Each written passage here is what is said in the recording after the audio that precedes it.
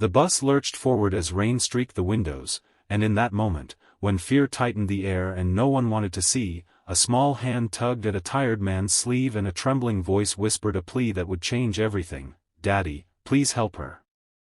A single dad janitor, exhausted from a double shift and carrying the quiet weight of a hard life, lifted his eyes and saw what everyone else had chosen to ignore: two men closing in on a terrified woman at the back of the bus, the danger growing with every stop as silence wrapped the passengers like a coward's blanket. Before this story goes any further, take a moment to like, comment, share, and subscribe to channel name if you believe in kindness, courage, and second chances, because stories like this remind us of who we can be when it matters most. The man's name was Daniel, and life had never been gentle with him. He cleaned floors and emptied trash in a downtown hospital, pushing a mop through long hallways while the world hurried past him. His hands were rough, his back always sore, and his eyes carried the permanent shadow of someone who had learned to expect disappointment. Years earlier, he had lost his wife to illness, a quiet goodbye in a sterile room that left him holding their daughter, Lily, and wondering how he would ever be enough for her.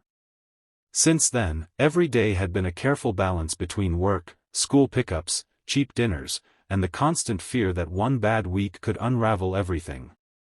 He taught Lily to be kind, to be brave, and to notice when someone else was hurting, even when it was inconvenient. He didn't realize how deeply those lessons had taken root until that night on the bus. The bus itself was old and smelled faintly of wet coats and engine oil. It was late, the kind of hour when the city softened but danger sharpened. Daniel sat near the middle, Lily curled beside him, her small head resting against his arm as she fought sleep. At the back, a woman stood gripping a pole, her eyes darting like a trapped animal's.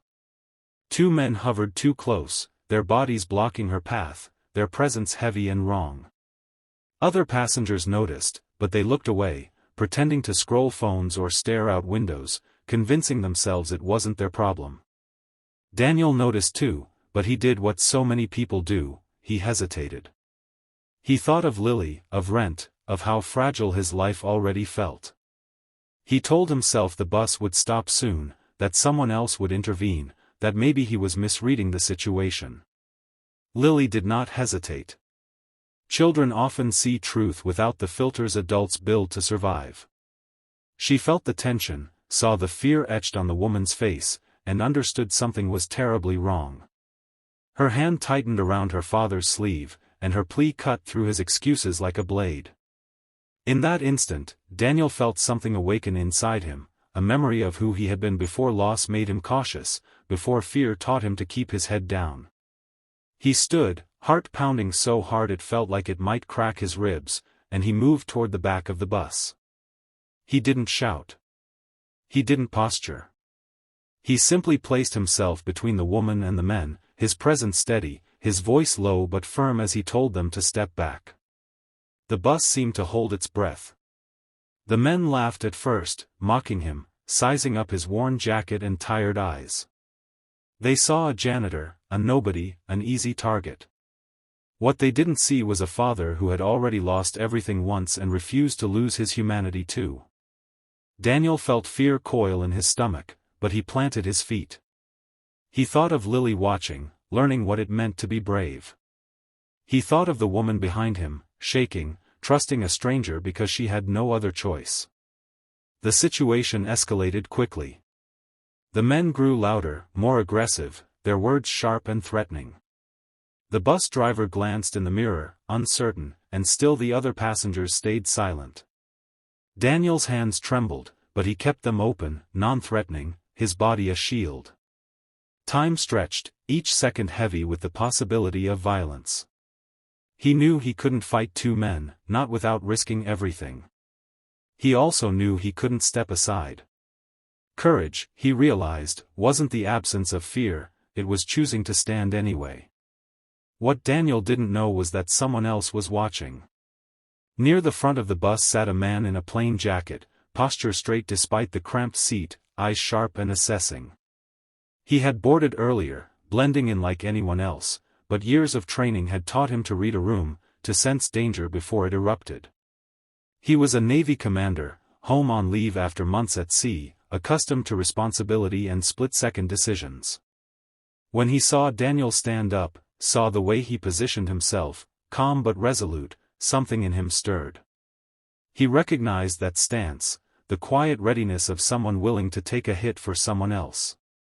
The commander moved before the situation could tip over the edge. He rose, his presence commanding without a word, and stepped into the aisle. His voice, when he spoke, carried authority that cut through the noise, a tone forged in storms and steel decks. He identified himself calmly, clearly, and the effect was immediate. The men's bravado faltered. They glanced at each other, recalculating, realizing this was no longer an easy target.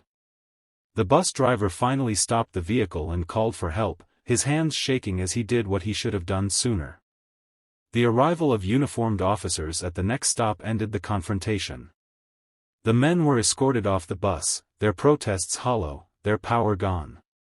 The woman collapsed into a seat, tears spilling as the adrenaline drained from her body.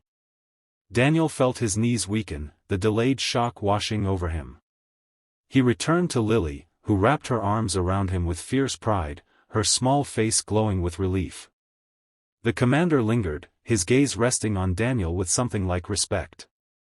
In the aftermath, as the bus resumed its route, the mood had shifted. The silence was no longer cowardly but heavy with reflection. Passengers avoided Daniel's eyes, some out of shame, some out of gratitude they hadn't earned. The woman approached him before her stop, her voice unsteady as she thanked him again and again, words pouring out because she didn't know how else to release the fear she'd carried. Daniel nodded, unsure what to say, uncomfortable with praise. He had done what felt necessary, nothing more. The commander approached last.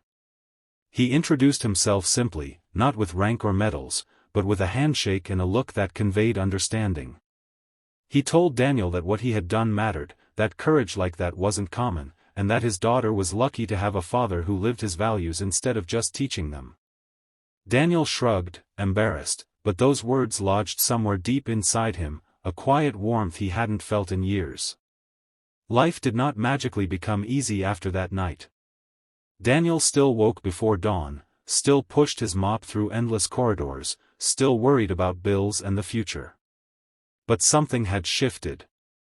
At work, a supervisor who had heard about the incident, news traveled fast in a city hungry for good stories, started treating him differently, with respect that led to opportunities Daniel never thought he'd have. At home, Lily carried herself with new confidence, telling her classmates about bravery and helping others, her eyes shining as she spoke of her dad. Daniel himself stood a little straighter, reminded that he was more than his job, more than his losses. Weeks later, a letter arrived.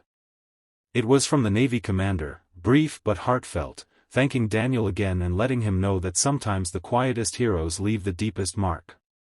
Daniel folded the letter carefully and placed it in a drawer, a private reminder that his life, though small by the world's standards, had weight and meaning. As time passed, the memory of that night softened but never faded. Daniel often replayed the moment Lily tugged his sleeve, the way her instinct had cut through his fear. He realized that courage is contagious, that one small act can ripple outward in ways we may never fully see.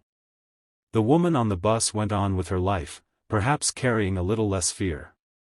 The commander returned to sea, perhaps a little more hopeful about the world he served. And Daniel continued cleaning floors, raising his daughter, and believing, just a bit more, in the power of doing the right thing even when no one is watching. Near the end of this story, if it touched your heart or reminded you of the good that still exists in ordinary people, please take a moment to like, share, comment, and subscribe to channel name. Your engagement helps stories like this reach others who might need the reminder. And before this story ends, we have a special request for you. Comment below and tell us whether you believe courage is something we're born with or something we learn along the way. Your words matter more than you think.